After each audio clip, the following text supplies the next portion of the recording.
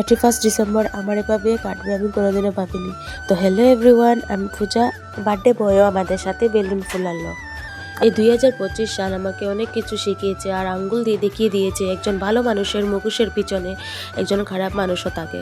তো আর যাই হোক, তারপরে দাদা আমার জন্য একটা কি ফ্রুটস নিয়ে এসেছে, আমি নামটা জানি না, যদি তোমাদের জানা থাকে কমেন্ট সেকশনে অবশ্যই জানিও। আর এই কেকটা দেখেছো, কেকটা ওর মাসি ওর জন্য খুব ভালোবেসে তৈরি করেছিল আর চকলেট ফ্লেভারের কেক ছিল, খুবই সুস্বাদু হয়েছিল। তারপরে আমরা সবাই বসেছিলাম আর পর কেক কাটিং স্টার্ট হলো। ঠান্ডা লেগেছে তার জন্য গলাটা বয়ে গেছে তার, আর ভয়েস ওভারটা একটু সুন্দর হচ্ছে না, তোমরা একটু অ্যাডজাস্ট করে নিও। আর তোমাদেরও যদি 2025 সালে কিছু ঘটনা, স্মরণীয় খারাপ ঘটনা থাকে তাহলে কমেন্ট সেকশনে অবশ্যই জানিও। আর আমার ভিডিও যদি ভালো লাগে লাইক কমেন্ট শেয়ার সাবস্ক্রাইব করে নিও।